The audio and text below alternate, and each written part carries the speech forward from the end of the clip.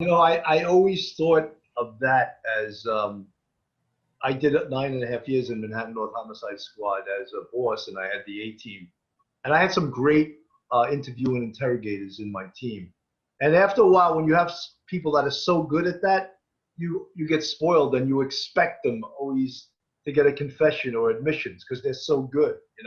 Yeah, And sometimes when you have nothing else, you just pray that, oh, hope this guy gives it up. I hope yeah. he gives it up. And some brilliant trickery. There was a murder of this young girl in confines of the 3 precinct. She was 13 years old, and these two guys burglarized the apartment. And as they were coming into the apartment, there was video of them coming into the apartment. And one of my detectives, Joe the Lip, showed them the video, and they go, "Hey, that's us." And then he showed the video of them coming out with the proceeds of the burglary, and they go, "Hey, that's me too." Yeah. And the video was horrible. You couldn't ID anyone, but they both admitted, "Yeah, that's us in the video."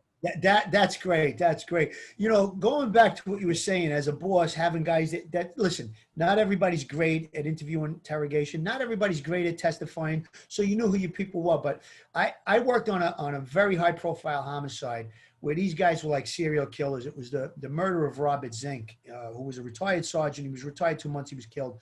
But the case went on for weeks, but I just happened to be in the surveillance van the day that we identified who the perpetrators were. And when the perp came out of the house, I jumped out on foot. It was right at the change of tour. There was a lot of radio traffic, and I was trying to get through to there were 4 unmarked cars in the area waiting, if he came out that we're going to jump on him. And a guy happened to walk down the street. My perp had a backpack on, and just a guy like 20, 30 feet behind him also had a backpack on. So they converged on the wrong guy. So I get the guy, I take him by myself, I start putting handcuffs on him, they converge. And when the perp sees all these guys, he becomes real scared. And he didn't know that we knew what we knew about him. So when I got him in the car, he's like, "What's going on?" So I was like, "You know what the fuck's going on, motherfucker?" He says, you know what you did.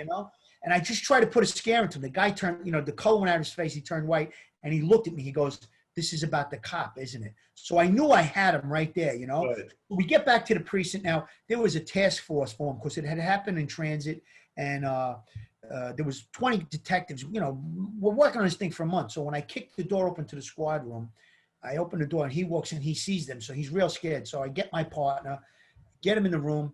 We start to toss him, and he starts saying, "Listen," he goes, "I'll tell you guys everything, but I just want to visit with my wife before I go away." I said, "Listen, whatever information you give me, if it's good, you'll get the visit, we'll feed you, we'll do whatever." So he starts giving it up. All of a sudden, bosses come in, banging on the door. Oh, I says, "Get away from the door." We had the door locked from the inside, and a lieutenant from the homicide squad says, "No, come out right now." I go out. He goes, "Listen," he goes, I don't want you to be offended."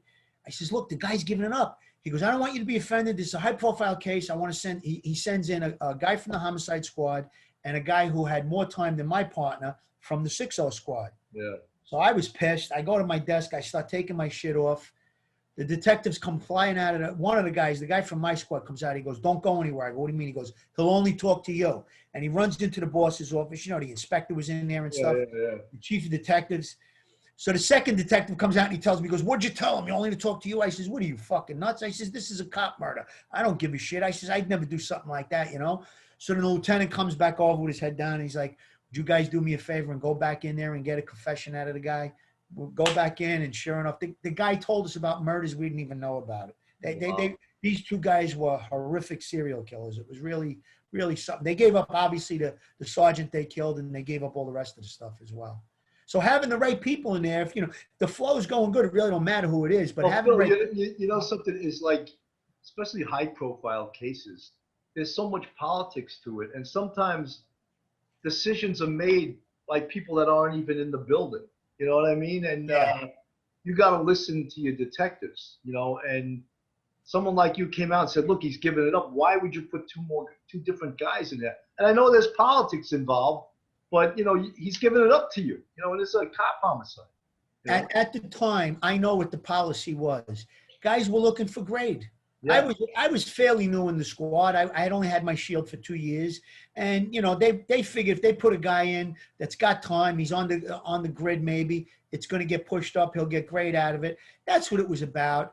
And maybe they, you know, maybe because it was high profile, they didn't want a guy. My partner had much more time than me. My partner had been in the squad a long time, and they took him out of the room as well. So that's why I thought it was a great thing. But they quickly learned that that almost blew up in their faces, you know. Yeah. You know, I had a case one time where the two detectives, it actually was the murder of a 90-year-old Holocaust survivor in Manhattan.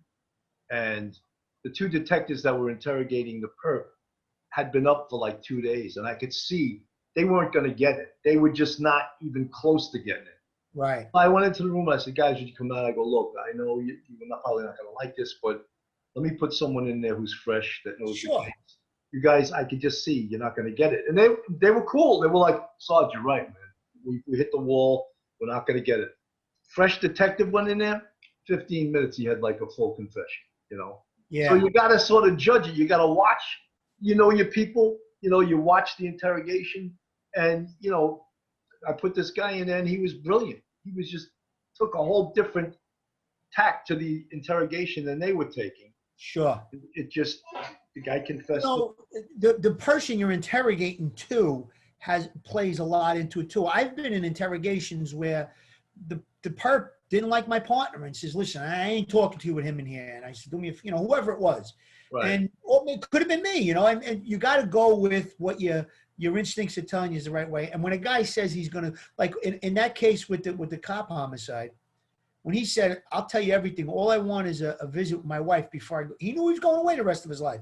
Before I go away, I want to visit my wife. We got a hold of the wife. We got him a sandwich. We brought the wife in the room in between all of the interrogation, you know. So we tried to, you know, and over time, I've been in service trainings where they say, "Oh, don't ever give a guy a cigarette. It's 4,000 degrees if he puts it out on your skin." But if a guy's telling me, I'm going to give up a murder, I'm giving him coffee, cigarette. I'll give him a scotch if he wants. It's like we had some idiot from inspections.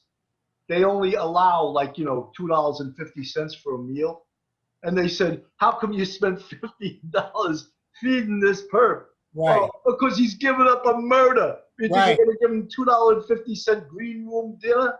What do you care? But they had no concept of why we would do that, you know? Listen, I mean, the city didn't want to pay for it either. Of course. Listen, I knew, not me personally, and I'm not trying to cop out, but I knew of detectives that they work in a murder case, a high-profile case, and the guy says, I want to go visit my girlfriend. The guy who's giving it up, they let him have like a conjugal visit with his girlfriend. So I know it for a fact, you know. Yeah. Guy testified to it not long ago in court, you know. So, Yeah. but listen, you do what you got to do within the bounds of the law to get the case. You know, listen, you're given an unbelievable amount of you know, when you're a detective on the case and you're given that responsibility to solve that murder. You know, the first couple of murders that I worked in, I didn't realize it. It took time. I'm speaking for the dead person as far as getting justice. So you're given that responsibility. It's a lot of weight on your shoulders. Well, who was it? Vernon Geberth, who wrote the book Practical Homicide Investigation. The very first page of the book is, "We work for God." Yes, That's yes. what he said in the Yes, book, yes. you know. We work for God, because who knows who killed this person, you know. See, that's what I think civilians don't really get in their mind. Guys go to work, detectives, police officers, whatever. Nobody goes to work with bad intention in their mind. So if I'm doing a homicide case, and everybody I could speak for every detective I ever worked with, we never wanted to put an innocent person in jail. We wanted to put a guilty person in jail, you know?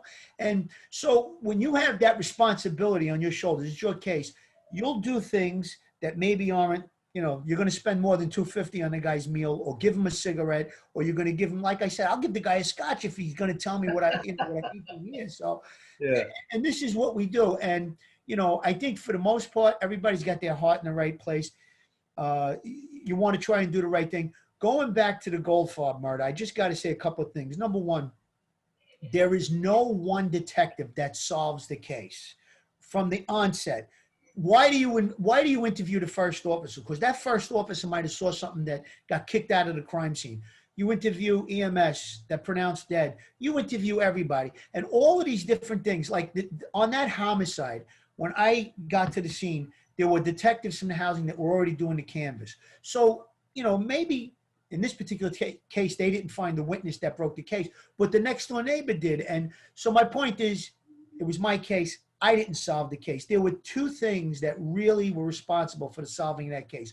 One was putting it on television, which happened to be something that the witness that came forward and played on her conscience saw. And the other thing was Sergeant Buddy Manane, who decided, you know what? Let's go do a recanvass. It was a cold case. It had gotten cold over the few months. So those two things, and I always say, anytime people talk about a cop and they say, oh, he solved the case, nobody does it on their own. We're all, No, I mean, they say that there's one TV show, I won't say the guy's name, but he claims to have personally solved 300 murders. That's absolute bullshit.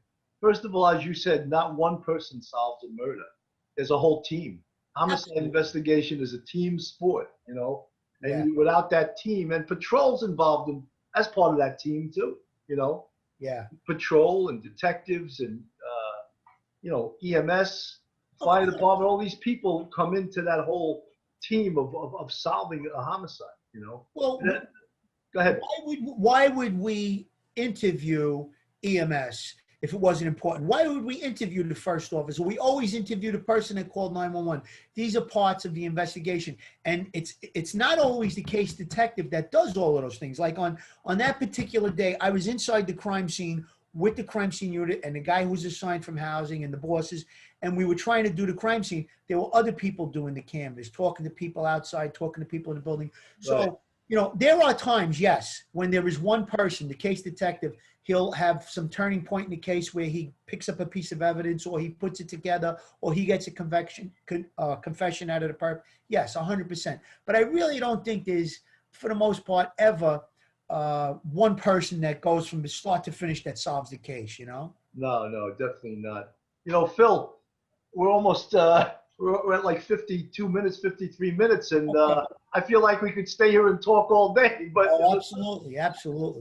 I mean, I feel that, this case, the murder of Dorothy Goldfarb, what a shame. You had the right perpetrator, but the jury didn't convict.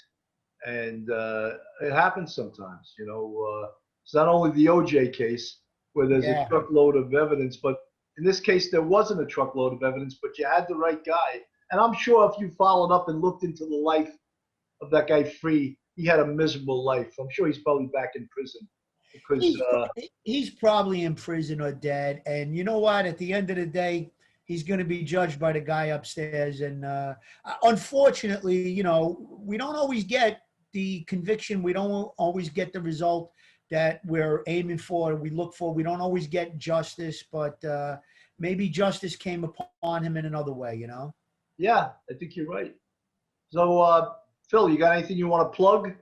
Got any new TV shows or anything else like that coming up? Well, as you know, me and you met on the show The Perfect Murder, and That's right. I always I didn't want to shamelessly plug that, I always talk about that when I did 3 episodes of that show, and I always say, the first day, because when Ricky said to me, you want to play a detective on the show? And I said, yeah, I thought he was kidding. And, a few days later, I was standing in Queens there, and they were putting marks at my feet. And if it wasn't for you, I swear, if it wasn't for you, I was kind of nervous, And you had said to me, Phil, don't worry about it. You just do what you normally would do. And you being the kind of guy you are, you worked in the squad, you were in the homicide squad, so we gelled pretty good. And I think we did a pretty good job. Yeah, I think we did too.